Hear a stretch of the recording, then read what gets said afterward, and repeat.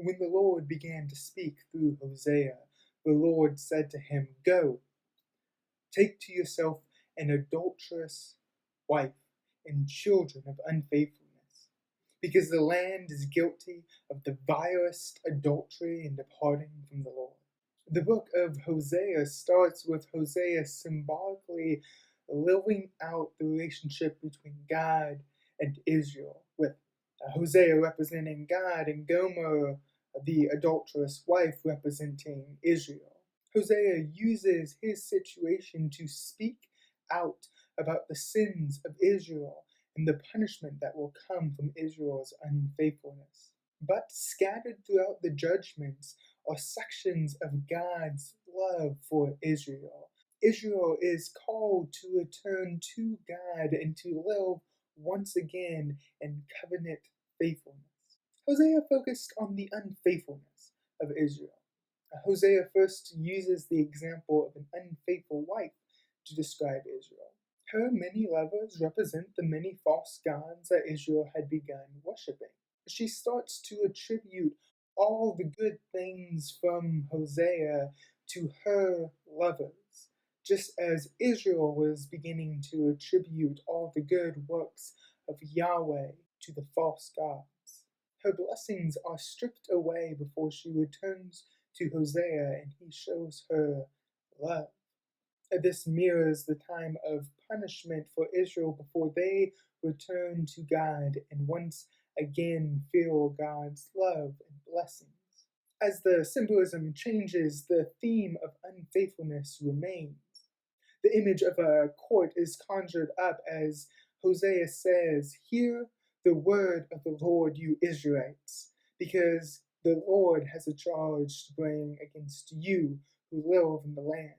There is no faithfulness, no love, no acknowledgement of God in the land. Israel is failing to live as a holy nation in alignment with the righteous ways of God. Instead, they mix with the false gods of other nations, and soon their actions follow in suit with the worship. There is only cursing, lying, and murder, stealing and adultery. They break all bounds, and bloodshed follows bloodshed. The unfaithfulness of their worship leads to the unfaithfulness of their actions. They begin to live like the other nations whose false gods they had begun to worship. Because of this, the land mourns. All who live in it waste away. The beasts of the field, the birds of the air, and the fish of the sea are dying. The unrighteous living of the Israelites impacts every part of the world, even the creatures around them. Because they have rejected God and the righteous ways of God, they are rejected as God's people and no longer receive the blessings of God. At the end of the book, God reminds the Israelites that their blessings and fruitfulness come from God. God says, "I am like a green pine tree. Your fruitfulness comes from me." But Israel chooses to stop living in the righteous ways of God. They choose to remove themselves from the presence of the life giver. They step out of the fruitfulness of the righteous ways of God and step into the destruction of the unrighteous ways of the other nations. Yet, God's love for Israel remains.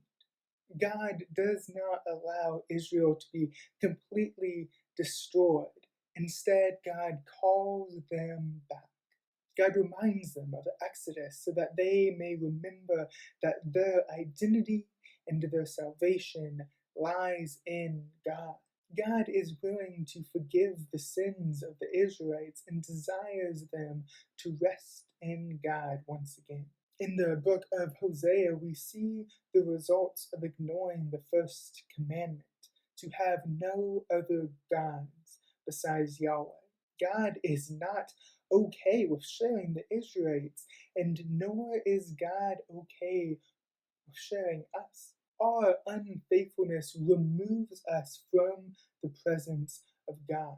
When we choose to prioritize money or power or relationships or the self over God, when we choose anything over God and the righteous ways of God, we choose to remove ourselves from the presence of God. And when we remove ourselves from the presence of God, we separate ourselves from the giver of life and all good things. Yet, even in our unfaithfulness, God's love for us remains. We sometimes equate punishment from God with the loss of God's love, but those things are not the same. God's punishment is to turn us back to God, not to obliviate us. God's desire is for us to rest in the righteous ways of the life giver.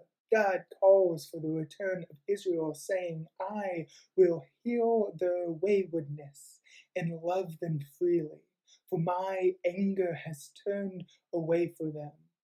I will be like the dew to Israel, and he will blossom like a lily. Just as God wanted to be like dew to the Israelites, so God wants to be like dew to us. Hosea invites the church to analyze our own faithfulness to God. Are we remaining in God, or have we strayed to other idols? Are we giving the glory to God for the blessings we receive, or are we claiming those results as our own doing? Hosea warns us of what happens when we choose to stray from God. Our lives should be rooted in God, for the unfaithful strayings from God's righteous ways leads to destruction, but the faithful following of the righteous ways of God leads to healing.